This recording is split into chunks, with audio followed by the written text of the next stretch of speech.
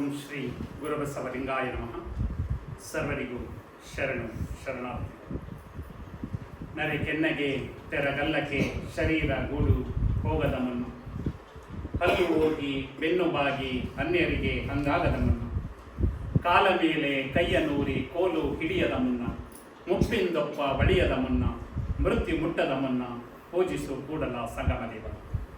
ಕರ್ನಾಟಕದ ಸಾಂಸ್ಕೃತಿಕ ನಾಯಕ ವಿಶ್ವಗುರು ಬಸವಣ್ಣನವರ ವಚನವನ್ನು ಹೃದಯ ಕಮಲದಲ್ಲಿ ಸ್ಮರಿಸಿ, ಈ ದಿನ ಶರಣು ವಿಶ್ವವಚನ ಫೌಂಡೇಶನ್ ವತಿಯಿಂದ ಶ್ರೀಮತಿ ಲಯನ್ ಎಚ್.ಎಸ್. ಮಹೇಶ್ವರಿ ಮತ್ತು ಶ್ರೀ ಲಯನ್ ಎಚ್.ಎಸ್. ರಾಜೂರವರ ದತ್ತಿ ಅಂಗವಾಗಿ ಹಾಗೂ ನಮ್ಮೆಲ್ಲರ ಅಕ್ಕ ಎಂ.ಎ. ನೀಲಾಂಬಿಕಾ ರವರ ದತ್ತಿ ಅಂಗವಾಗಿ ಕಸ್ತೂರಬಾ ಬಾಲಿಕಾ ಹೆಣ್ಣು ಮಕ್ಕಳ ವಸತಿ ವಿದ್ಯಾರ್ಥಿ ನಿಲಯದಲ್ಲಿ 124ನೇ ಶಾಲೆಗಳೆಡೆಗೆ ವಚನಗಳ ನಡಿಗೆ ಕಾರ್ಯಕ್ರಮವನ್ನು ಹಮ್ಮಿಕೊಳ್ಳಲಾಗಿದೆ. ಈ ಒಂದು ಕಾರ್ಯಕ್ರಮದಲ್ಲಿ ಉಪಸ್ಥಿತರಿರುವಂತಹ ವೇದಿಕೆಯಲ್ಲಿರುವಂತಹ ಎಲ್ಲರಿಗೂ ಶರಣಾರ್ಥಿಗಳನ್ನು ಸಮರ್ಪಿಸಿ ಈ ಕಾರ್ಯಕ್ರಮವನ್ನು ಕಣ್ತುಂಬಿಕೊಳ್ಳುತ್ತಿರುವಂತಹ ತಮಗೆಲ್ಲರಿಗೂ ಕೂಡ ಭಕ್ತಿಪೂರ್ವಕ ಶರಣಾರ್ಥಿಗಳು. ಕಾರ್ಯಕ್ರಮ ಪ್ರಾರಂಭವಾಗಿ 40 ನಿಮಿಷ ನೀರು ಬಿಟ್ಟಿದೆ. 40 ನಿಮಿಷ ಆಯಿತು ಅಂದರೆ ನಮ್ಮ ಮನಃಶಾಸ್ತ್ರದ ಪ್ರಕಾರ, ಸೈಕಾಲಜಿ ಪ್ರಕಾರ ಮಕ್ಕಳ ಮೈಂಡ್ ಏನಾಗುತ್ತೆ, ಬೇರೆ ಕಡೆ ಕನ್ವರ್ಟ್ ಆಗುತ್ತೆ ಅಲ್ಲ. ಅದಕ್ಕೆ ಎರಡನೇ ಅವಧಿಯನ್ನು ಮತ್ತೆ 40 ನಿಮಿಷಕ್ಕೆ ಇನ್ನೊಬ್ಬರಿಗೆ ಶಿಕ್ಷಕರಿಗೆ ನೇಮಿಸ್ತಾರೆ ಅಲ್ವಾ. ಇಲ್ಲಿ ಬದಲಾಗ್ತಾ ಇರೋದ್ರಿಂದ ನಿಮ್ಗೇನು ಕಷ್ಟ ಆಗ್ತಾ ಇದೆಯಾ? ಕಷ್ಟ ಆಗ್ತಾ ಇದೆಯಾ? ಇಷ್ಟ ಆಗ್ತಾ ಇದೆಯಾ? ಇನ್ನು 10-15 ನಿಮಿಷದಲ್ಲಿ ನಮ್ಮ ಕಾರ್ಯಕ್ರಮ ಮುಗಿಯುತ್ತೆ. ಬೇಸರ ಪಟ್ಕೊಳ್ಬೇಡಿ, ಸಂತೋಷ ಇದೆ ಅಂತ ನಾನಾದರೂ ಭಾವಿಸಿದ್ದೆ ಅಲ್ವಾ. ನಿಮ್ಮ ಮುಖದಲ್ಲಿರುವಂಥ ಕಳೆ ಅಲ್ವಾ, ನಿಮ್ಮ ನಗು, ಇವೆಲ್ಲ ಕಾರ್ಯಕ್ರಮವನ್ನು ಒಪ್ಕೋತಾ ಇದ್ದೀರಾ ಅಂತ ಒಂದು ಭಾವನೆ ನಮ್ಮಲ್ಲಿದೆ.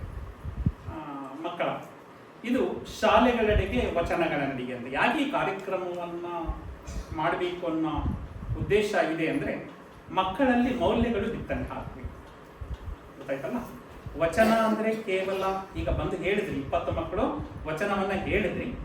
ಆ ಹೇಳೋದ್ರಿಂದ ಏನಾಗುತ್ತೆ, ಜ್ಞಾನದ ವಿಕಾಸ ಹೆಚ್ಚಾಗುತ್ತೆ. ವಚನವನ್ನು ಹೇಳಿದ್ರಲ್ಲ, ಅಲ್ಲೇ ಇದೆ ನೋಡಿ, ಜ್ಞಾನದ ವಿಕಾಸ ಅಂತ ನಮ್ಮ ಮೇಡಮ್ ಅವರ ಇರುವಂತಹ ವಾದಲ್ಲಿ ಏನಿದೆ, ಜ್ಞಾನದ ವಿಕಾಸ ಅಂತ ಇದೆ. ವಚನಗಳಿಂದ ಏನಾಗುತ್ತೆ, ಜ್ಞಾನದ ವಿಕಾಸ ಆಗುತ್ತೆ.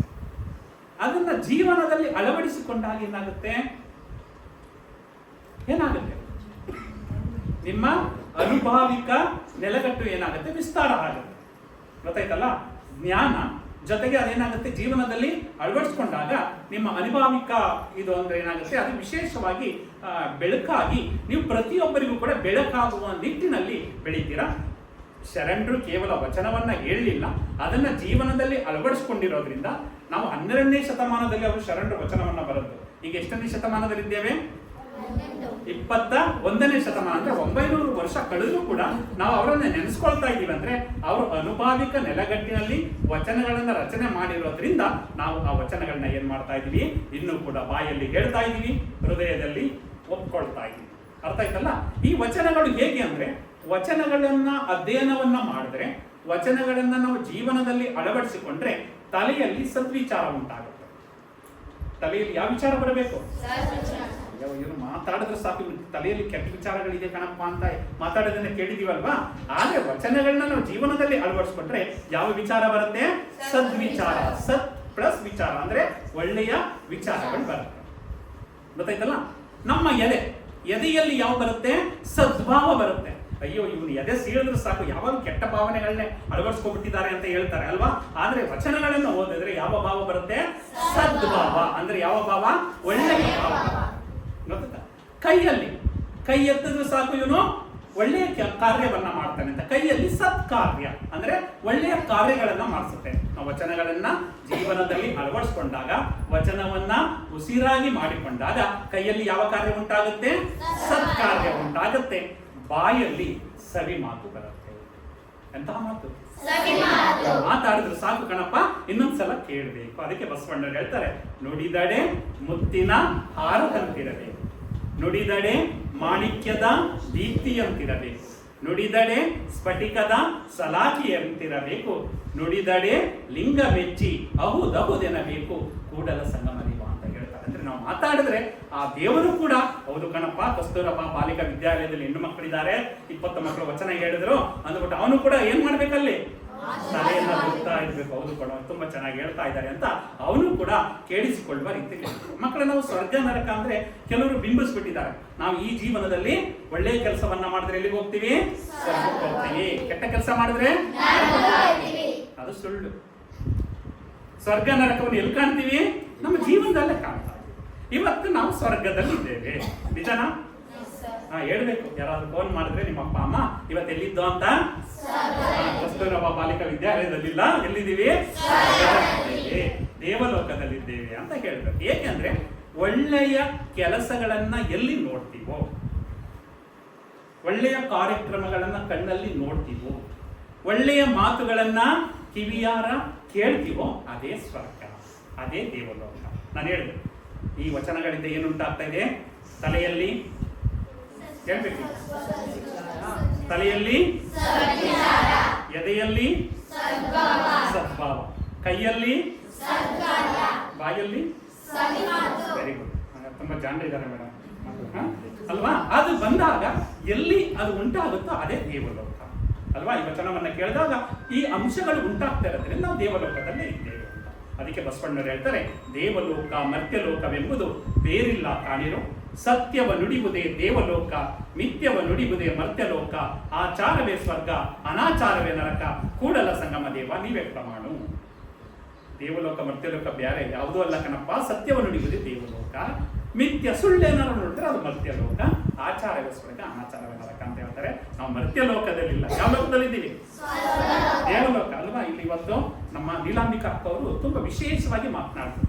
ಮಕ್ಕಳನ್ನ ಯಾವ ರೀತಿ ಆತ್ಮಸ್ಥೈರ್ಯವನ್ನು ತುಂಬಬೇಕು, ವಚನಗಳನ್ನ ಜೀವನದಲ್ಲಿ ಯಾವ ರೀತಿ ಅಳವಡಿಸ್ಕೊಳ್ಬೇಕು, ನೀವು ಕೂಡ ಮುಂದೆ ವಿಶೇಷ ವ್ಯಕ್ತಿಗಳಾಗಿ ಬೆಳಿಬೇಕು ಅನ್ನೋದ್ರ ಬಗ್ಗೆ ವಚನ ಸಾಹಿತ್ಯವನ್ನು ಉದಾಹರಣೆ ಕೊಡ್ಕೊಂಡು ಮಾತಾಡಿದ್ರು. ಹಂಗಾರೆ ಅವ್ರು ಏನ್ ನುಡಿದಿದ್ದಾರೆ? ಸತ್ಯವನ್ನ ನುಡಿದಿದ್ದಾರೆ. ಹಂಗಾರೆ ನೀವು ಎಲ್ಲಿದ್ದೀರಾ? ಸ್ವರ್ಗದಲ್ಲಿ, ದೇವಲೋಕದಲ್ಲಿ ಇದ್ದೀರಾ. ಅನಂತರ ನಮ್ಮ ಮಾತಾಡಿದ್ರು ನಮ್ಮ ರಾಜು ಸರ್. ಅವರು ಈ ಒಂದು ಶಾಲೆಯ ವಾತಾವರಣವನ್ನ ನೋಡಿ, ನಾವು ಸ್ವಾತಂತ್ರ್ಯ ದಿನಾಚರಣೆಯನ್ನ ಬೇರೆ ವರ್ಷ ಒಂದೊಂದು ವರ್ಷ ಒಂದೊಂದು ಕಡೆ ಆಚರಣೆ ಮಾಡ್ಕೊ ಬರ್ತಾ ಇದ್ದೋ, ಈ ಶಾಲೆಗೆ ಬಂದ ಮೇಲೆ ನಾವು ಈ ಶಾಲೆಯನ್ನ ಬಿಟ್ಟು ನಾವು ಬೇರೆ ಎಲ್ಲೂ ಕೂಡ ಹೋಗ್ಬಾರ್ದು ಅನ್ನೋ ಒಂದು ಭಾವನೆ ಬಂದಿದೆ. ಅಂದ್ರೆ ಅವರು ಈ ಶಾಲೆಯಲ್ಲಿ ಏನನ್ನ ಕಂಡುಕೊಂಡಿದ್ದಾರೆ? ಸ್ವರ್ಗವನ್ನ ಕಂಡುಕೊಂಡಿದ್ದಾರೆ, ದೇವಲೋಕವನ್ನ ಕಂಡುಕೊಂಡಿದ್ದಾರೆ. ನಮ್ಮ ರಾಜು ಸರ್ ಕೂಡ ಈ ಪ್ರತಿ ವರ್ಷ ನನ್ಗೆ ಹೇಳಿದ ತಕ್ಷಣ, ಸರ್ ನಿಮ್ಮ ದತ್ತಿ ಇದೆಯಲ್ಲಿ ಎಲ್ಲಿ ಮಾಡೋಣ ಅಂದ್ರೆ ಸಾಕು, ಅವ್ರು ಕೇವಲ ಸ್ವಾತಂತ್ರ್ಯ ದಿನಾಚರಣೆ ಮಾತ್ರ ಅಲ್ಲ, ಶಾಲೆಗಳಿಗೆ ವಚನಗಳ ನಡಿಗೆಯನ್ನು ಕಸ್ತೂರಬಾ ಬಾಲಿಕಾ ವಿದ್ಯಾಲಯದಲ್ಲೇ ಮಾಡೋಣ ಅಂತ ಹೇಳ್ಬಿಟ್ರು. ಅವ್ರ ಪಾಪ ದಾವಣಗೆರೆಯಿಂದ ನಿನ್ನೆ ತಾನೇ ಬಂದಿದ್ದಾರೆ. ನಿನ್ನೆ ತಾನೇ ಬಂದು ಇವತ್ತು ರೆಸ್ಟ್ ತಗೋಬೋದಾಗಿತ್ತು, ಆದ್ರೂ ಕೂಡ ಇಲ್ಲಿ ಯಾಕೆ ಬಂದಿದ್ದಾರೆ? ನಿಮ್ಮೆಲ್ಲರ ಜೊತೆ ಬೆರೆಯೋಣ, ಒಂದು ಒಳ್ಳೆ ಮಾತುಗಳನ್ನ ಆಡೋಣ, ಒಂದು ದೇವಲೋಕದಲ್ಲಿ ನಾವು ವಿಹರಿಸೋಣ ಅನ್ನೋ ಒಂದು ಉದ್ದೇಶದಿಂದ ನಮ್ಮ ರಾಜು ಸರ್ ಬಂದಿದ್ದಾರೆ. ಅವರು ಕೂಡ ತುಂಬಾ ಸ್ಫೂರ್ತಿದಾಯಕವಾದ ಮಾತುಗಳನ್ನ ಆಡುವುದರ ಮುಖಾಂತರ ಅವರು ಸಾಮಾನ್ಯ ವ್ಯಕ್ತಿ ಅಲ್ಲ, ಅವರು ನಿವೃತ್ತ ಅಭಿಯಂತರರು. ಇಂಜಿನಿಯರ್ ಅಂತ ಕೇಳಿದಿರಲ್ಲ, ಕನ್ನಡದಲ್ಲಿ ಅದಕ್ಕೆ ಏನಂತ ಕರಿತೀವಿ? ಅಭಿಯಂತರರು ಅಂತ ಕರಿತೀವಿ. ಆ ಅಭಿಯಂತರರು ಅವರು ಕೇವಲ ಒಂದು ಜಿಲ್ಲೆ ಅಲ್ಲ, ಅನೇಕ ಜಿಲ್ಲೆಗಳಲ್ಲಿ ಕೆಲಸಗಳನ್ನ ಮಾಡಿ ವಿಶೇಷವಾದಂತಹ ವ್ಯಕ್ತಿತ್ವವನ್ನು ಹೊಂದಿರುವಂತವರು, ಅನೇಕ ವ್ಯಕ್ತಿಗಳನ್ನ ಸಂಪಾದನೆ ಮಾಡಿರುವಂತವರು. ಅಂತಹ ವ್ಯಕ್ತಿಗಳು ಇವತ್ತು ನಮ್ಮ ಮುಂದೆ ಬಂದು ಮಾತಾಡಿದ್ದಾರೆ ಅಂದ್ರೆ ನೀವು ಏನು ಪ್ರೇರಣೆ ಆಗಬೇಕು, ನೀವೇನಂತ ನೀವು ಕೂಡ ಮುಂದೆ ಏನಾಗಬೇಕು ಅನ್ನೋ ಭಾವನೆ ಬರಬೇಕು. ಇಂಜಿನಿಯರ್ ಆಗ್ಬೇಕು. ಯಾರೋ ವಿಶ್ವೇಶ್ವರಯ್ಯನವರು ಅಂದ್ರೆ ನೆನಪಿರುತ್ತಲ್ಲ ಇಂಜಿನಿಯರ್ ಅಂದ್ರೆ, ಹಾಗೆ ನಾವು ರಾಜು ಸರ್ ಇಲ್ಲೇ ಎದುರಿಗಿರೋದ್ರಿಂದ ನಾವು ಕೂಡ ರಾಜು ಸರ್ ರೀತಿ ಒಂದು ಅಭಿಯಂತರರಾಗಬೇಕು, ನಾವು ಕೂಡ ರಾಜು ಸರ್ ರೀತಿ ಏನಾಗಬೇಕು? ಇಂಜಿನಿಯರ್ ಆಗ್ಬೇಕು ಅನ್ನೋ ಒಂದು ಭಾವ ಬರಬೇಕು. ಬರುತ್ತಾ? ಜೊತೆಗೆ ಅಕ್ಕ ಮಾತಾಡೋರು. ಅಕ್ಕವ್ರು ಯಾರು ಗೊತ್ತಾ? ಅವರು ಉಪನ್ಯಾಸಕರಾಗಿದ್ದವರು, ಗೊತ್ತಾಯ್ತಲ್ಲ. ಜೊತೆಗೆ ಸಾಹಿತಿಗಳು. ಅವರು ನಾವು ಒಂದು ಪುಸ್ತಕ ಬರೆದಿರೋರು ನೋಡಿದೀವಿ, 2 ಪುಸ್ತಕ ಬರೆದಿರೋರು ನೋಡಿದೀವಿ, 3 ಪುಸ್ತಕ ಬರೆದಿರೋರು ನೋಡಿದೀವಿ. ಇನ್ನೇನು 100ರ ಹತ್ತಿರ ಪುಸ್ತಕಗಳನ್ನ ಅಕ್ಕ ಬರೆದಿದ್ದಾರೆ. ಎಷ್ಟು? ಶತಕದ ಅಂಚಿನ ಅಂತಹವ್ರನ್ನ ನಾವು ಕೇವಲ ಕೇಳ್ತಾ ಇದ್ದು ಅಷ್ಟೇ. 100 ಪುಸ್ತಕಗಳನ್ನ ಬರೆದಿರೋರು ಇದ್ದಾರೆ ಅಂತ ಕೇಳ್ತಾ ಇದ್ದು. ಈಗ ಯಾವ ಭಾಗ್ಯ ಸಿಕ್ಕಿದೆ ನಮ್ಗೆ? ಅವರನ್ನ ಭಾಗ್ಯ ಸಿಕ್ಕಿದೆ. ನಾವು ಕೂಡ ಕವಯಿತ್ರಿ ಆಗ್ಬೇಕು ಅಂತ, ಹೆಣ್ಣು ಮಕ್ಕಳಾಗಿರೋದ್ರಿಂದ ಕವಯಿತ್ರಿ ಅಂತ ಕರಿತೀವಿ. ಗಂಡಸರ ಕವಿತೆಗಳನ್ನ ಬರೆದ್ರೆ ಕವಿ ಅಂತ ಕರಿತೀವಿ. ಅಂತ ಕವಯಿತ್ರಿ ಆಗೋದೇ ಭಾವ ಬರಬೇಕು. ಅಕ್ಕವ್ರನ್ನ ನೋಡಿದಾಗ ನಿಮ್ಮಲ್ಲೂ ಕೂಡ ಕವಯಿತ್ರಿ ಆಗುವಂತ ಭಾವ ಬರಬೇಕು. ಗೊತ್ತಾಯ್ತಲ್ಲ. ಮತ್ತೆ ರಾಜು ಸರ್ ಬರ್ಬೋದಾಗಿತ್ತು, ಅವರೊಬ್ಬರೇ ಬರ್ಬೋದಾಗಿತ್ತು. ಅವ್ರ ಮನೆಯವ್ರನ್ನ ಯಾಕೆ ಕರ್ಕೊಂಡ್ ಬಂದ್ರು? ಮಹೇಶ್ವರಿ ಮೇಡಮ್ ಅನ್ನು ಯಾಕೆ ಕರ್ಕೊಂಡ್ ಬಂದ್ರು? ಒಳ್ಳೆ ಕೆಲಸವನ್ನ ಕೇವಲ ಗಂಡ ಮಾತ್ರ ಮಾಡಿದ್ರೆ ಸಾಕು. ಸಾಕಾಗಲ್ಲ. ಯಾರು ಮಾಡ್ಬೇಕು? ಬರಬೇಕು, ಅವ್ರಿಗೂ ವರ್ಗಾವಣೆ ಆಗ್ಬೇಕು. ಒಳ್ಳೆ ಕೆಲಸ ಅಲ್ವಾ? ರಾಜು ಸರ್ ಅವ್ರ ಜೊತೆಗೆ ಮಹೇಶ್ವರಿ ಮೇಡಮ್ ಅವ್ರನ್ನ ಕರ್ಕ ಬಂದು ನಮ್ಗಿಂತ ಮೊದಲೇ ಬಂದು ಕೂತ್ಕೊಬಿಟ್ಟಿದ್ದಾರೆ. ಎಷ್ಟು ಖುಷಿ ಆಯ್ತು ನಮ್ಗೆ. ಅಂದ್ರೆ ನಾನು ಕೂಡ ಕರ್ತವ್ಯದಲ್ಲಿದ್ದರಿಂದ ಸ್ವಲ್ಪ ತಡ ಆಯ್ತು. ನಾನು ಕೂಡ ಒಬ್ರು ಶಿಕ್ಷಕರಾಗಿರೋದ್ರಿಂದ ಸ್ವಲ್ಪ ಅಲ್ಲಿ ಇವತ್ತು ಶಿಕ್ಷಕರ ಸಂಖ್ಯೆ ಕಡಿಮೆ ಇದ್ದದ್ರಿಂದ ಅಲ್ಲಿ ಸರಿದೂಗಿಸಿ ಬರೋದ್ರಿಂದ ಸ್ವಲ್ಪ ತಡ ಆಯ್ತು. ಅವರು ತುಂಬಾ ವಿಶೇಷವಾಗಿ ಬಂದು ನನಗೆ ಕಾಲ್ ಮಾಡೋದು ಖುಷಿ ಆಯ್ತು ನನಗೆ. ಅವರ ಟೈಮ್ ಸೆನ್ಸ್ ಅಲ್ಲ ಅಂದ್ರೆ ಏನಿದ್ರು ಇಂಜಿನಿಯರ್ ಅಲ್ವಾ, ಇಂಜಿನಿಯರ್ ಅಂದ್ರೆ ಏನಿರ್ಬೇಕು ಮುಖ್ಯವಾಗಿ ಸಮಯ ಪಾಲನೆ. ಆ ಸಮಯ ಪಾಲನೆಯ ಒಡೆಯರನ್ನ ನೋಡಿ ನಮಗೆ ಖುಷಿ ಆಯ್ತು. ಆದ್ರೆ ಮಹೇಶ್ವರಿ ಮೇಡಮ್ ಅವರು ಕೂಡ ಬಂದು ತುಂಬಾ ಚೆನ್ನಾಗಿ ಮಾತಾಡ್ಬಿಟ್ರು. ಮೇಡಮ್ ನಾವು ಮಾತಾಡಿರೋದು ಕೇಳಿರ್ಲಿಲ್ಲ ಅಂತ ಅವ್ರನ್ನ ಮಾತಾಡಿಸ್ತಾ ಇದ್ದ, ಏನ್ ಮಾಡ್ತಾ ಇದ್ದಾವ. ಏನಾದ್ರೂ ಇಂತಹ ಒಂದು 4-5 ಕಾರ್ಯಕ್ರಮಗಳು ಮಾತಾಡ್ಬಿಟ್ರೆ ಅವ್ರಿಗೆ ಒಂದು ಒಳ್ಳೆ ಉಪನ್ಯಾಸವನ್ನೇ ಕೊಡಬಹುದು. ಒಂದು ಒಳ್ಳೆ ವಚನಗಳನ್ನು ಕೂಡ ಉದಾಹರಣೆವನ್ನ ಮಾಡ್ಬಿಟ್ರು ಅಲ್ವಾ. ಕಳಬೇಡ, ಕೊಲಬೇಡ, ಹುಸಿಯಲು ಬೇಡ, ಮುನಿಯ ಬೇಡ, ಅನ್ಯರಿಗೆ ಅಸಹ್ಯ ಪಡಬೇಡ, ತನ್ನ ಬಣ್ಣಿಸಬೇಡ, ಇದರ ಹರಿಯಲು ಬೇಡ. ಈ ವಚನವನ್ನ ನಾವು ಜೀವನದಲ್ಲಿ ಅಳವಡಿಸ್ಕೊಂಡ್ರೆ ನಾವು ಪಾವಂತರಾಗ್ಬಿಡ್ತೀವಿ ಅಂತ ವಚನವನ್ನ ಹೇಳಿದ್ರು. ಗೊತ್ತಾಯ್ತಲ್ಲ. ಅವರು ದಂಪತಿಯ ಜೊತೆಗೆ ಬಂದಿದ್ದಾರೆ. ಯಾಕಂದ್ರೆ ಗಂಡ ಹೆಂಡತಿ ಅಂದ್ರೆ ಹಾಗೆ ಇರಬೇಕು. 2 ಕಣ್ಣಿದೆ ಅಲ್ವಾ. ಅದಕ್ಕೆ ಅಲ್ಲಮ್ಮ ಪ್ರಭುಗಳು ಹೇಳ್ತಾರೆ, ಉಭಯ ದೃಷ್ಟಿ ಏಕದೃಷ್ಟಿಯಲ್ಲಿ ಕಾಬಂತೆ ದಂಪತಿ ಏಕಭಾವವಾಗಿ ನಿಂದಲ್ಲಿ ಗುಹೇಶ್ವರ ಲಿಂಗಕ್ಕೆ ಅರ್ಪಿತವಾಯಿತು ಸಂಗನ ಬಸವಣ್ಣ ಅಂತ ಹೇಳ್ತಾರೆ. ನನ್ನದು 2 ಕಣ್ಣಿದೆ. ಒಂದು ಕಣ್ಣು ಈ ಕಡೆ, ಇನ್ನೊಂದು ಕಣ್ಣು ಈ ಕಡೆ ನೋಡಿದ್ರೆ ನಾನು ಪತ್ತೆ ಹಚ್ಚಕ್ಕಾಗುತ್ತ ವಸ್ತುನ? 2 ಕಣ್ಣು ಏನ್ ಮಾಡ್ಬೇಕು? ಒಂದೇ ವಸ್ತುವನ್ನ ನೋಡ್ಬೇಕು. ಹಂಗೆ ಉಭಯ ದೃಷ್ಟಿ ಏಕದೃಷ್ಟಿಯಲ್ಲಿ ಕಾಬಂತೆ ದಂಪತಿ ಏಕಭಾವವಾಗಿ ನಿಂದಲ್ಲಿ. ಇಬ್ಬರು ಬೇರೆ ಬೇರೆ ಆದ್ರೂ ಕೂಡ ಅವರ ಭಾವ ಏನಾಗಿದೆ? ಒಂದೇ ಆಗಿದೆ. ಅಂತಹ ಒಂದೇ ಭಾವದ ಒಂದು ದಾಸೋಹಿಗಳನ್ನ ನಾವು ಈ ಒಂದು ವೇದಿಕೆಯಲ್ಲಿ ಕಾಣ್ತಾ ಇರೋದು ತುಂಬಾ ಖುಷಿ ಕೊಟ್ಟಿದೆ. ಅಂತಹ ಖುಷಿ ಕೊಡುವಂತಹ ವಿಚಾರ ನಮ್ಮೆಲ್ಲರದಾಗಿದೆ. ಅವರೆಲ್ಲರಿಗೂ ಈ ಒಂದು ದಾಸೋಹವನ್ನ ನೀಡಿದ್ದಾರೆ ಅವರು. ಅದರ ಪ್ರಯುಕ್ತ ನಾವಿಲ್ಲಿ ಕಾರ್ಯಕ್ರಮವನ್ನ ಮಾಡಲು ಸಾಧ್ಯ ಆಗಿದೆ. ದಾಸೋಹಿಗಳಾದಂತಹ ಅಕ್ಕ ಎಂ.ಎ. ನೀಲಾಂಬಿಕಾರವರಿಗೆ ಮತ್ತು ಮತ್ತೊಬ್ಬರು ದಾಸೋಹಿ ದಂಪತಿಗಳಾದಂತಹ ಮಹೇಶ್ವರಿ ಮೇಡಮ್ ಮತ್ತು ಲಯನ್ ರಾಜು ಸರ್ ಅವರಿಗೆ ನಾನು ಹೃದಯಪೂರ್ವಕ ಧನ್ಯವಾದಗಳನ್ನ ಚಪ್ಪಾಳೆ ತಟ್ಟುವುದರ ಮುಖಾಂತರ. ಲಯನ್ ಅಂದ್ರೆ ಏನು? ಹೌದಾ? ನೋಡಿ, ಲಯನ್ ಅಂತ ಇದೆ ಅಂದ್ರೆ ಅದೊಂದು ಸೇವಾ ಸಂಸ್ಥೆ ಅದು ಅಲ್ವಾ. ಲಯನ್ ಅಂದ್ರೆ ಏನು? ಅದು ಸಿಂಹ ಯಾವ ರೀತಿ ಕಾಡಿನ ರಾಜನಾಗಿ ಇಡೀ ಪ್ರಾಣಿಗಳಿಗೆ ಒಂದು ಒಡೆಯನಾಗಿರುತ್ತೆ, ಹಾಗೆ ಲಯನ್ ಸಂಸ್ಥೆ ಇಡೀ ವಿಶ್ವದಾದ್ಯಂತ ಇದೆ. ವಿಶ್ವದಾದ್ಯಂತ ಪ್ರೇಮ ಮತ್ತು ಸೇವೆ ದೇವರಾಜ್ಯದ 2 ಸುವರ್ಣ ದ್ವಾರಗಳು ಅಂತ ಹೇಳ್ತಾರೆ. ಆ ರೀತಿ ಸೇವೆಯನ್ನ ಮಾಡ್ಕೊಂಡು ಬರ್ತಾರೆ. ಅದರಿಂದ ಲಯನ್ ನಿಮ್ಗೆ ಗೊತ್ತಾಗಬೇಕಲ್ಲ ಲಯನ್ ಅಂದ್ರೆ ಏನು ಅಂತ. ಆ ಲಯನ್ ಅನ್ನೋದು ಒಂದು ಸಂಸ್ಥೆ. ಆ ಲಯನ್ ಸಂಸ್ಥೆಯಲ್ಲಿ ಅವರು ಕೆಲಸವನ್ನ ಮಾಡ್ತಾ ಇರೋದ್ರಿಂದ ಅವರನ್ನ ಲಯನ್ ಅಂತ ಕರೀತಾ ಇದ್ದಾರೆ. ಅರ್ಥ ಆಯ್ತಲ್ಲ. ಮತ್ತೆ ನಮ್ಮ ಇನ್ನೊಬ್ರು ಮಾತಾಡಿದ್ರು, ಯಾರು? ರೂಪಕುಮಾರ್ ಸ್ವಾಮಿ ಅವರಲ್ಲ. ಅವರು ಕೂಡ ಕೆಮ್ಮು ಅಂತ ಹೇಳಿ ಆದ್ರೂ ಕೂಡ ಇನ್ನೊಂದು ಸ್ವಲ್ಪ ಬಿಟ್ಟಿದ್ರೆ ಇನ್ನೊಂದು 10 ನಿಮಿಷ ಮಾತಾಡ್ತಾ ಇದ್ರು ಅಲ್ವಾ. ಅವರು ಮಾತಾಡಿ ನಿಮ್ಮ ಸಹಿ ಏನಾಗ್ಬೇಕು ಅಂತ ಹೇಳಿದ್ರು? ಆಟೋಗ್ರಾಫ್ ಆಗ್ಬೇಕು ಅಂತ ಹೇಳ್ತಿದ್ರು. ಖಂಡಿತ ಕೊಡ್ತೀರಾ ಆಟೋಗ್ರಾಫ್ ನನಗೆ? ನೀವು DC ಆಗ್ಬೇಕು, ತಹಶೀಲ್ದಾರ್ ಆಗ್ಬೇಕು, ಆಗ್ತೀರಾ? ವಿಜ್ಞಾನಿ ಆಗ್ಬೇಕು. ನಾನು ಬಂದು ಏನಾರು ವಯಸ್ಸಾದ್ಮೇಲೆ ಒಂದು 60-70 ವರ್ಷ ಆದ್ಮೇಲೆ ಏನಾರು ನೀವು ನನ್ನ ಗುರುತು ಮಾಡಿದ್ರೆ, ಸರ್ ನೀವು ಅವತ್ತು ಬಂದಿದ್ರಲ್ಲ ನಮ್ಮ ಶಾಲೆಗೆ ಅವರಲ್ವಾ ಅಂದ್ಬಿಟ್ಟು ಹೌದು ಅಂತ ಹೇಳಿದಾಗ ಕೊಡಮ್ಮ ನಿನ್ ಸೈನ್ ಹಾಕೊಡಮ್ಮ ಅಂದ್ಬಿಟ್ಟು ನಾನು ಆಟೋಗ್ರಾಫ್ ಇಂದ ನಿಮ್ಮಿಂದ ತಗೊಳ್ಬೇಕು. ಆ ರೀತಿ ಆಗ್ತೀರಾ? ಆ ರೀತಿ ನಿಮ್ಮ ಸಹಿ ಆಟೋಗ್ರಾಫ್ ಆಗಿ ಕನ್ವರ್ಟ್ ಮಾಡಬೇಕು ಅಂತ ಅವರು ಕೂಡ ಹೇಳಿದ್ದಾರೆ. ಅವ್ರಿಗೂ ಧನ್ಯವಾದಗಳು ಸಲ್ಲಿಸ್ತಾ, ಮತ್ತೆ ನಮ್ಮ ಫೌಂಡೇಶನ್ ನ ಪರಿಚಯವನ್ನ ನಮ್ಮ ಅನಿಲ್ ಕುಮಾರ್ ವಾಜಂತ್ರಿ ಅವರು ವಿಶೇಷವಾಗಿ ಮಾಡಿದ್ದಾರೆ. ಅವರು SKF ಅಂತ ಒಂದು ಅಂತಾರಾಷ್ಟ್ರೀಯ ಸಂಸ್ಥೆ ಇದೆ. ಒಂದು 20 ದೇಶಗಳಲ್ಲಿ ಅವರು ಕೆಲಸವನ್ನ ಮಾಡ್ತಾ ಇದ್ದಾರೆ. 20 ದೇಶಗಳಿಗೆ ನಮ್ಮ ವಚನ ಪುಸ್ತಕವನ್ನು ತಲುಪಿಸಿ ಬಂದಿದ್ದಾರೆ. ಕೇವಲ 1 ದೇಶ 2 ದೇಶ ಅಲ್ಲ. ನಾವು ವಚನ ಸಾಹಿತ್ಯನ ಕೇವಲ ಅಂತರ್ಜಾಲದ ಮೂಲಕ ತಲುಪಿಸ್ತಾ ಇದೀವಿ. ಅವರು ನೇರವಾಗಿ 20 ದೇಶಗಳಿಗೆ ಹೋಗಿ ಭೇಟಿ ಮಾಡಿ ಈ ರೀತಿ ಇಂಗ್ಲಿಷ್ ಅಲ್ಲಿ ನಮ್ಮ ಮನೆಯವರೇ ಒಂದು ವಚನ ಪುಸ್ತಕವನ್ನು ಇಂಗ್ಲಿಷ್ ಅಲ್ಲಿ ಬರೆದಿದ್ರೆ ಅದನ್ನ 20 ದೇಶಗಳಿಗೆ ಹೋಗಿ ಅವ್ರ ಹತ್ರ ಒಂದು ಫೋಟೋ ಹೊಡ್ಕೊಂಡು ಅವರು ನಮಗೆ ತಂದಿದ್ದಾರೆ. ಅಂದ್ರೆ ಅವರು 20 ದೇಶಗಳನ್ನ ಭೇಟಿ ಮಾಡಿ ಬಂದಿರೋದ್ರಿಂದ ಅವರು ಕೂಡ ತುಂಬಾ ವಿಶೇಷವಾಗಿ ನಮ್ಮ ಫೌಂಡೇಶನ್ ನ ಪರಿಚಯ ಮಾಡಿದ್ದಾರೆ. ಮತ್ತೆ ನಮ್ಮ ಮೇಡಮ್ ಅಂಬಿಕಾ ಮೇಡಮ್ ಅವರು ಅವರನ್ನ ಕೇಳ್ಕೊಂಡು ಹಿಂಗೆ ಶಾಲೆ ಕಾರ್ಯಕ್ರಮ ಮಾಡಬೇಕು ಅಂದಾಗ ಆಯ್ತು ಸರ್ ತುಂಬಾ ಖುಷಿಯಿಂದ ಮಾಡೋಣ. ರಾತ್ರಿ ಟೈಮ್ ಆಗೋಗಿತ್ತು ಲಾಸ್ಟ್ ಟೈಮು, ಈಗ ಒಂದು ಸ್ವಲ್ಪ ಬೇಗ ಪ್ರಾರಂಭ ಮಾಡೋಣ ಸರ್, ಎಲ್ರಿಗೂ ಅನುಕೂಲ ಆಗುತ್ತೆ ಅಂದ್ರು. ತುಂಬಾ ವಿಶೇಷವಾಗಿ ಮಕ್ಕಳಿಗೆ ಎಲ್ಲ ಶಿಕ್ಷಕರ ಒಳಗೂಡಿ ತರಬೇತಿಯನ್ನು ನೀಡಿ ನೀವು ಬಿಟ್ಟಿದ್ರೆ ಎಲ್ಲ ಮಕ್ಕಳು ಹೇಳ್ತಿದ್ರು. ಲಾಸ್ಟ್ ಟೈಮ್ 40ಕ್ಕಿಂತ ಹೆಚ್ಚು ಮಕ್ಕಳು ಹೇಳಿದ್ರು ಇಲ್ಲ ಸಮಯ ಆಗುತ್ತೆ, ಕೇವಲ 20 ಮಕ್ಕಳು ಯಾರು ತುಂಬಾ ಚೆನ್ನಾಗಿ ಹೇಳ್ತಾರೆ 20 ಮಕ್ಕಳನ್ನ ಮಾತ್ರ ತರಬೇತಿ ಮಾಡಿ ಮೇಡಮ್ ಅಂತ ಹೇಳಿದ್ದು. ಅವರು ಕೂಡ ತುಂಬಾ ವಿಶೇಷವಾಗಿ ಕಾಳಜಿಯನ್ನು ವಹಿಸಿ ಎಲ್ಲಾ ಸಹ ಶಿಕ್ಷಕರ ಒಳಗೂಡಿ ತುಂಬಾ ವಿಶೇಷವಾದಂತಹ ಮಕ್ಕಳಿಂದ ವಾಚನವನ್ನ ಮಾಡಿಸಿದ್ದಾರೆ. ಅವ್ರಿಗೂ ಕೂಡ ನಾನು ಧನ್ಯವಾದಗಳನ್ನ ಸಲ್ಲಿಸ್ತಾ, ಮತ್ತೆ ಹಿಂದೆ ಇಬ್ರು ಕೂತಿದ್ದಾರೆ, ಕಾಣ್ತಾ ಇದೆಯಾ? ನೋಡಿ, ಕಾಣ್ತಾ ಇಲ್ಲ ಅಂದ್ರೆ ಕಾಣ್ತಾ ಇದ್ದಾರಾ? ಅವರು ಲಿಂಗಣ್ಣ ಸರ್ ಅಂತ, ಅವರು ರಿಟೈರ್ಡ್ DCC ಬ್ಯಾಂಕ್ ಮ್ಯಾನೇಜರ್ ಆಗಿದ್ರು. ನಮ್ಮ ಯಾವುದೇ ಕಾರ್ಯಕ್ರಮದಲ್ಲ ಅದ್ರ ಜೊತೆಯಲ್ಲಿ ಇರ್ತಾರೆ ಅವರು. ಅವರು ಯಾವುದೇ ಕಾರ್ಯಕ್ರಮದಲ್ಲಾದ್ರೂ ಮಕ್ಕಳಿಂದ ವಚನವನ್ನು ಕೇಳಬೇಕು ಅಂತ ಬರ್ತಾರೆ. ಅವರು ಕೂಡ ನಮ್ಮ ವಿಶೇಷವಾದಂತಹ ನಮ್ಮ ಫೌಂಡೇಶನ್ ಕೇಂದ್ರೀಯ ಸಂಚಾಲಕರಾಗಿದ್ದಾರೆ. ಮತ್ತೆ ಇವರು ರಿಟೈರ್ಡ್ ಹೆಡ್ ಮಾಸ್ಟರ್, ಇವರು ನಮ್ಮ ಗೌರ್ಮೆಂಟ್ ಸ್ಕೂಲಲ್ಲೇ ಶಿವಪುರ ಉಮಾಪತಿ ಸರ್ ಅಂತ. ಇವರು ಕೂಡ ಎಲ್ಲ ಕಡೆ ನಾವು ಎಲ್ಲಿ ಹೋಗ್ತೀವಿ, ಇವತ್ತು ನಿರಂತರ ಕಾರ್ಯಕ್ರಮ ಇದೆ. ಇವತ್ತು ಕಸ್ತೂರಬಾ ಬಾಲಿಕಾ ವಿದ್ಯಾಲಯದಲ್ಲಿ, ನಾಳೆ JSS ಸರ್ಗೂರ್ಗೆ ಹೋಗ್ತೀವಿ. ಸರ್ಗೂರ್ ನೋಡಿದ್ದೀರಾ? HD ಕೋಟೆ ತನಕ ಅಲ್ಲಿಗೆ ಹೋಗ್ತೀವಿ. ನಾಡಿದ್ದು ಮಳವಳ್ಳಿ, ಎಲ್ಲಿಗೆ ಹೋದ್ರೂ ನಮ್ಮ ಜೊತೆ ಇರ್ತಾರೆ ಇವರು. ಗೊತ್ತಾಯ್ತು? ನಿರಂತರವಾಗಿ ಹೀಗೆ ಕಾರ್ಯಕ್ರಮ, ಅವರಿಬ್ಬರು ಕೂಡ ಯಾವುದೇ ಕಾರ್ಯಕ್ರಮ ಆದರೂ ಕೂಡ ನಮ್ಮ ಜೊತೆ ಇರ್ತಾರೆ. ಅವ್ರಿಗೂ ಧನ್ಯವಾದಗಳನ್ನು ತಿಳಿಸ್ತಾ, ಮಕ್ಕಳ ನೀವು ಎಷ್ಟು ವರ್ಷ ಬರ್ತೀವಿ ಅನ್ನೋದು ಮುಖ್ಯವಲ್ಲ, ಬದುಕಿದ್ದಷ್ಟು ವರ್ಷ ನಾವು ಏನೋ ಸಾಧನೆಯನ್ನ ಮಾಡ್ತೀವಿ ಅನ್ನೋದು ಮುಖ್ಯ. ಅರ್ಥ ಆಯ್ತಲ್ಲ? ಇವತ್ತು ನಮ್ಮ ಶಾಲೆಗಳಡೆಗೆ ವಚನಗಳ ನಡಿಗೆ ಜೊತೆಗೆ ಮತ್ತೊಂದು ವಿಶೇಷವಾದ ದಿನಾಚರಣೆಯನ್ನು ಬಹುಶಃ ಆಚರಿಸಿದ್ದೀರಾ ಅಂತ ಅನ್ಕೊಂಡಿದ್ದೀನಿ. ಹೌದಾ? ಯಾವ ದಿನಾಚರಣೆ? ಹುತಾತ್ಮರ ದಿನಾಚರಣೆ. ಯಾಕಂದ್ರೆ ನಿಮ್ಮ ಹೆಸರಿಗೂ ಶಾಲಾ ಹೆಸರಿಗೂ ಅದಕ್ಕೂ ಅವಿನಾಭಾವ ಸಂಬಂಧ ಇದೆ. ಮಹಾತ್ಮ ಗಾಂಧೀಜಿಯವರು ತಮ್ಮ ಕೊನೆಯ ಘಟ್ಟದ ದಿನ, ಅಂದ್ರೆ ಅವರು ಸಾವನ್ನ ಅಪ್ಪಿದ ದಿನ, ಕೊಲೆಯಾದಂತಹ ದಿನ, ಹಂತಕರ ಗುಂಡಿಗೆ ಬಲಿಯಾದ ದಿನ.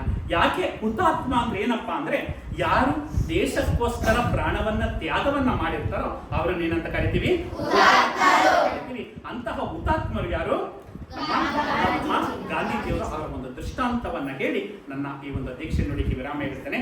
ಮಹಾತ್ಮ ಗಾಂಧೀಜಿಯವರು ಅಂದ್ರೆ ವಿಶೇಷವಾದಂತಹ ವ್ಯಕ್ತಿತ್ವವನ್ನು ಹೊಂದಿದ್ದಂಥವ್ರು. ಅವರು ಬಾಲ್ಯದಲ್ಲಿ ಏನಾಗುತ್ತೆ, ಕೆಲವು ತುಂಡು ಹುಡುಗರು ಸಾವಾಸ ಮಾಡ್ಬಿಡ್ತಾರೆ, ಗೊತ್ತಲ್ಲ? ಕೆಟ್ಟ ಹುಡುಗರು ಸಾವಾಸ ಮಾಡ್ಬಿಡ್ತಾರೆ. ಮಾಡಿದಾಗ ಏನು, ಕೆಟ್ಟ ಹುಡುಗರು ಸಾವಾಸ ಅಂದ್ರೇನು, ಬೀಡಿ ಸೇಯೋದು, ಸಿಗರೇಟ್ ಸೇದೋದು, ಈ ರೀತಿ ಕೆಟ್ಟ ಚಟಗಳಿಗೆ ಹೊರಟೋಗ್ಬಿಡ್ತಾರೆ ಮಕ್ಕಳ ಸಹವಾಸದಿಂದ. ಆದ್ರೆ ಆ ಸಹವಾಸದಿಂದ ಏನಾಗುತ್ತೆ, ಈ ಕೆಟ್ಟ ಸಹವಾಸವನ್ನ ಮಾಡೋದಕ್ಕೆ ಏನ್ ಮಾಡ್ತಾರೆ, ಮೊದಲನೇ ದಿನ ಸ್ನೇಹಿತ ಏನ್ ಮಾಡ್ತಾನೆ, ದುಡ್ಡು ಕೊಡ್ತಾನೆ. ಎರಡನೇ ದಿನ ದುಡ್ಡು ಕೊಡ್ತಾನೆ. ಮೂರನೇ ದಿನ ಕೊಡ್ತಾನ? ಏನ್ ಮಾಡು ಅಂತ ಹೇಳ್ತಾನೆ, ನೀನು ತಗೊಂಡು ಬಾ ಅಂತ ಹೇಳ್ತಾನೆ. ಮೂರನೇ ದಿನ ಆಗ ಮಹಾತ್ಮ ಗಾಂಧೀಜಿಯವ್ರನ್ನ ಆ ಕೆಟ್ಟ ಗೆಳೆಯರು ಕಾಡ್ತಾರೆ. ಕಾಡಿ ಅವರು ಸಾಲವನ್ನ ಮಾಡ್ತಾರೆ. ಸಾಲ ತೀರಿಸ್ಬೇಕಲ್ಲ, ಆ ಸಾಲ ತೀರಿಸ್ಬೇಕಾದಾಗ ಮನೆಯಲ್ಲಿ ಒಂದು ಚಿನ್ನದ ತುಣುಕು ಇರುತ್ತೆ. ಆ ಚಿನ್ನದ ತುಣುಕನ್ನ ಕದೀತಾರೆ. ಕದ್ದು ಏನ್ ಮಾಡ್ತಾರೆ, ಅದನ್ನ ಮಾರಿ ಎಲ್ಲರ ಸಾಲವನ್ನ ತೀರಿಸ್ತಾರೆ. ಆಗ ತೀರಿಸಿದಾಗ ಅವರಿಗೆ ಪಶ್ಚಾತ್ತಾಪ ಆಗುತ್ತೆ, ನಾ ಮಾಡಿರೋದು ತಪ್ಪು ಮಾಡೋದು ಸಹಜ, ಆದ್ರೆ ಅದನ್ನ ಏನ್ ಮಾಡ್ಬೇಕು, ನಡೆಯಬೇಕು. ಆಗ ಮಹಾತ್ಮ ಗಾಂಧೀಜಿಯವರಿಗೆ ಅರಿವಾಗುತ್ತೆ, ನಾನು ಚಿನ್ನವನ್ನ ಕದ್ದಿರೋದು ತಪ್ಪು, ಜೊತೆಗೆ ನಾನು ಕೆಟ್ಟ ಸ್ನೇಹಿತರನ್ನ ಮಾಡಿರೋದು ತಪ್ಪು ಅಂತ ಗೊತ್ತಾಗುತ್ತೆ. ಗಣಿತದ 4 ಮೂಲ ಕ್ರಿಯೆಗಳಿದೆ, ಗೊತ್ತಿರ್ಬೋದು. ಯಾವುದು? ಒಂದು 4 ಮೂಲ ಕ್ರಿಯೆಗಳು: ಕೂಡುವುದು, ಗುಣಿಸುವುದು, 4ನೇದು ಭಾಗಿಸುವುದು. ಅದು ನಮ್ಮ ಜೀವನದಲ್ಲಿ ಅಳವಡಿಸ್ಕೊಡ್ಬೇಕು. ಮಹಾತ್ಮ ಗಾಂಧೀಜಿಯವರು ಹಾಗೆ ಆ ಟೈಮಲ್ಲಿ ಅವರು ಪಶ್ಚಾತ್ತಾಪವನ್ನ ಪಟ್ಟು ಅದನ್ನು ಅಳವಡಿಸ್ಕೊಳ್ತಾರೆ. ಒಂದು ಕೂಡುವುದು, ಮಿತ್ರರನ್ನ ಕೂಡುತ್ತಾ ಹೋಗಬೇಕು, ಮಿತ್ರರನ್ನ ಕೂಡುತ್ತಾ ಹೋಗ್ತಾರೆ. ಶತ್ರುಗಳನ್ನ ಕಳೆಯುತ್ತಾ ಹೋಗಬೇಕು, ಶತ್ರುಗಳನ್ನ ಕಳೀತಾ ಹೋಗ್ತಿದ್ದಂಗೆ ಶತ್ರುಗಳ ಸಂಖ್ಯೆ ಏನಾಗುತ್ತೆ, ಸದ್ಗುಣಗಳನ್ನ ಗುಣಿಸುತ್ತಾ ಹೋಗಬೇಕು. ಸದ್ಗುಣಗಳನ್ನ ಗುಣಿಸ್ತಾ ಹೋಗ್ತಾ ಇದ್ದಂಗೆ ಏನಾಗುತ್ತೆ, ಗುಣಲಬ್ಧ ಹೆಚ್ಚಾಗುತ್ತೆ, ಒಳ್ಳೆ ಗುಣ ಹೆಚ್ಚಾಗುತ್ತೆ. ದುರ್ಗುಣಗಳನ್ನ ಭಾಗಿಸುತ್ತಾ ಹೋಗಬೇಕು. ಕೆಟ್ಟ ಗುಣಗಳನ್ನ ಏನ್ ಮಾಡಬೇಕು, ಭಾಗಿಸುತ್ತಾ ಹೋಗಬೇಕು. ಕೆಟ್ಟ ಗುಣಗಳು ಏನಾಗುತ್ತೆ, ನಮ್ಮ ಅನಿಲವ್ರು ಹೇಳ್ದಂಗೆ ಕಡಿಮೆ ಆಗುತ್ತೆ. ಗೊತ್ತಾಯ್ತಲ್ಲ? ಅದನ್ನ ಜೀವನದಲ್ಲಿ ಅಳವಡಿಸ್ಕೊಂಡು ಏನ್ ಮಾಡ್ತಾರೆ, ತಂದೆಗೆ ಒಂದು ಪತ್ರ ಬರೀತಾರೆ. ಏನಂತ ಪತ್ರ ಬರೀತಾರೆ, ಅಪ್ಪಾಜಿ, ನಾನು ಕೆಟ್ಟ ಸ್ನೇಹಿತರ ಸಹವಾಸವನ್ನ ಮಾಡಿದ ಪ್ರಯುಕ್ತ ನಾನು ಕೆಟ್ಟ ಚಟಗಳನ್ನ ಕಲಿತೆ. ಆ ಕೆಟ್ಟ ಚಟಗಳ ಪರಿಣಾಮ ಸಾಲವನ್ನ ಮಾಡಿದೆ. ಆ ಸಾಲವನ್ನ ತೀರಿಸುವುದಕ್ಕೋಸ್ಕರ ಮನೆಯಲ್ಲಿ ಒಂದು ಚಿನ್ನದ ತುಣುಕನ್ನ ಕದ್ದೆ. ಆ ಕದ್ದು ಆ ಸಾಲವನ್ನ ತೀರಿಸಿದ್ದೇನೆ. ದಯಮಾಡಿ ನೀವು ನನ್ನನ್ನು ಕ್ಷಮಿಸಬೇಕು. ಮುಂದೆ ಇಂತಹ ಅಪರಾಧವನ್ನ ನಾನು ಯಾವಾಗಲೂ ಮಾಡೋದಿಲ್ಲ ಅಂತ ಹೇಳಿ ತಂದೆಗೆ ಪತ್ರವನ್ನ ಬರ್ಕೊಂಡು ಹಿಂಗೆ ಕೂರ್ತಿರ್ತಾರೆ. ಅವರ ತಂದೆ ತೆಗೆದುಕೊಂಡು ಹೋಗಿ ಪತ್ರವನ್ನ ಕೊಡ್ತಾರೆ. ಅವರ ತಂದೆ ಪತ್ರವನ್ನ ಓದ್ತಾ ಇದ್ದಾರೆ. ಓದ್ತಾ ಓದ್ತಾ ಓದ್ತಾ ಕಣ್ಣಲ್ಲಿ ನೀರು ತೊಟ್ಟಿಕ್ತಾ ಇದೆ. ಯಾರಿಗೆ? ಗಾಂಧೀಜಿಯವರ. ಯಾಕೆ ಕಣ್ಣೀರು ತೊಟ್ಟಿಕ್ತಾ ಇದೆ? ನನ್ನ ಮಗ ತಪ್ಪು ಮಾಡಿಬಿಟ್ನಲ್ಲ ಅಂತನಾ?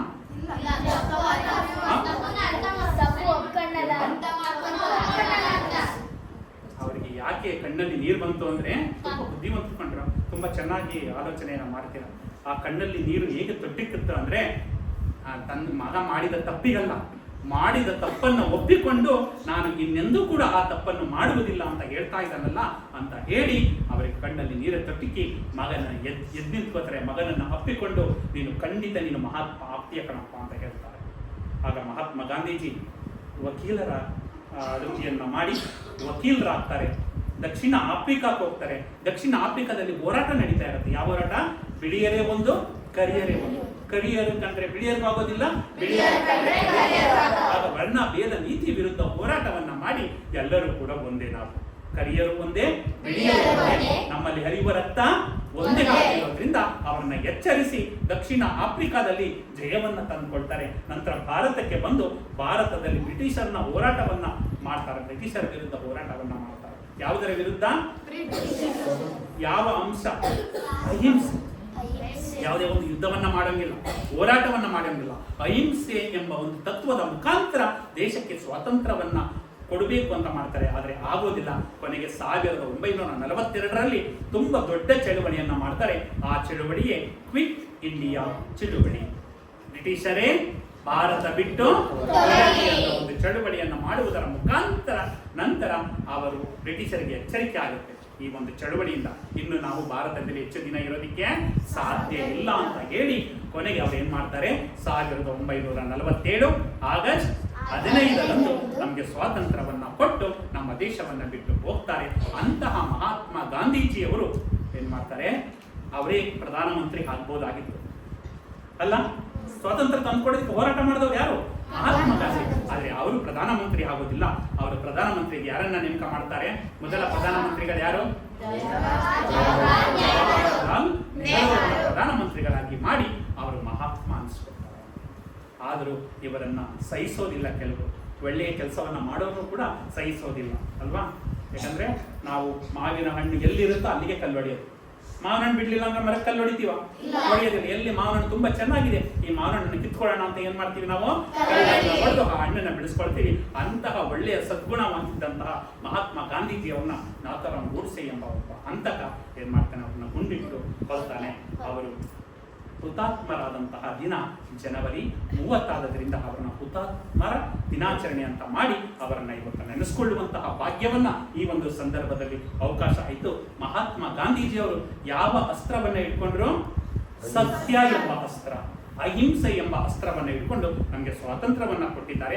ಅಂತಹ ನಾವು ಸತ್ಯ ಮತ್ತು ಅಹಿಂಸೆಯನ್ನ ಹಿಡ್ಕೊಂಡಾಗ ನಾವೆಲ್ಲಿ ಬೇಕಾದರೂ ನಾವು ಹೋಗಿ ಜಯಶಾಲಿಯಾಗಿ ಬರ್ಬೋದು ಅಂತ ಹೇಳ್ತಾ ಇವತ್ತು ಶಾಲೆಗಳೆಡೆಗೆ, ವಚನಗಳೆಡೆಗೆ ಕಾರ್ಯಕ್ರಮದ ಮುಖಾಂತರ ಎಲ್ಲ ವಚನವನ್ನ ಹೇಳಿದ್ದೀರಿ.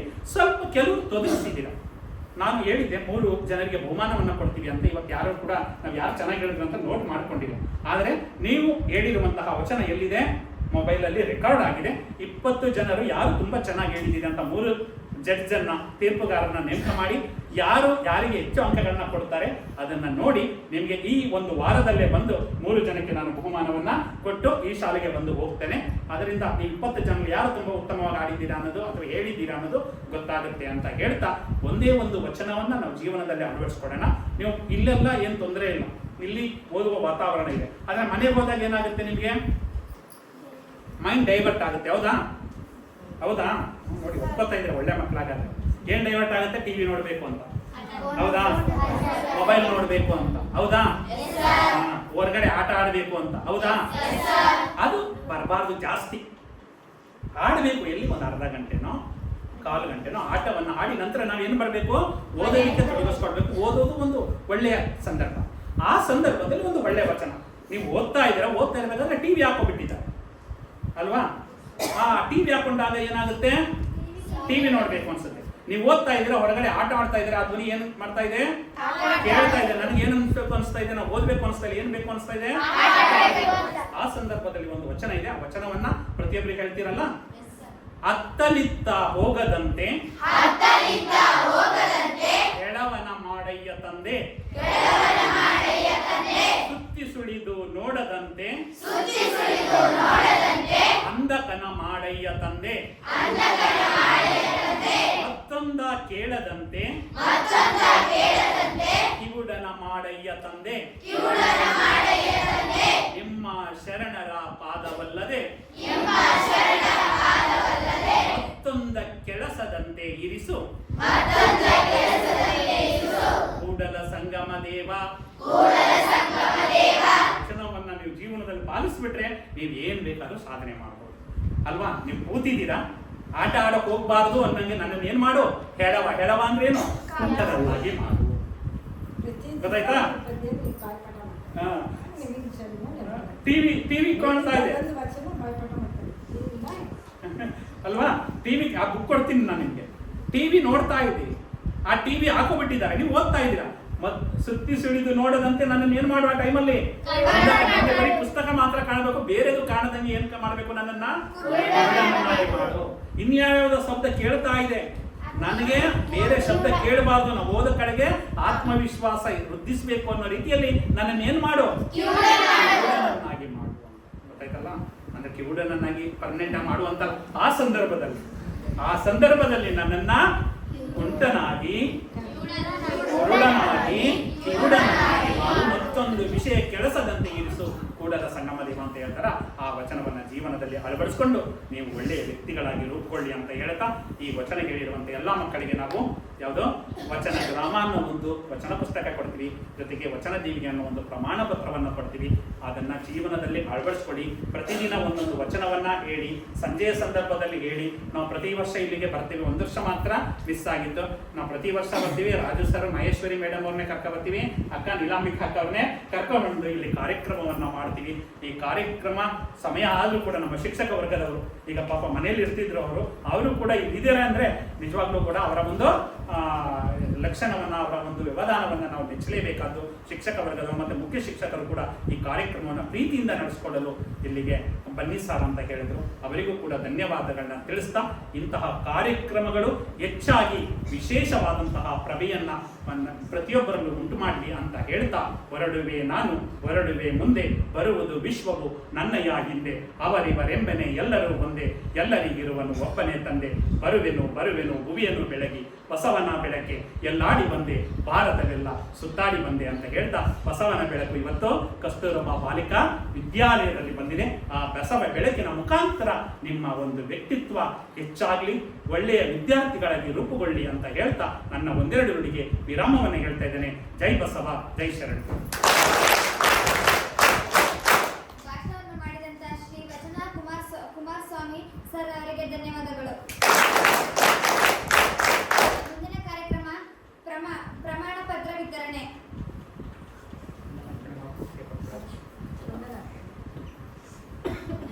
ಮುಂದಿನ ಕಾರ್ಯಕ್ರಮ ವಂದನಾ ಅರ್ಪಣೆ. ನನ್ನ ಗೆಳತಿಯಾದ ನಯನ. ಮಾಡ್ಬಿಟ್ಟ ಈ ಕಡೆ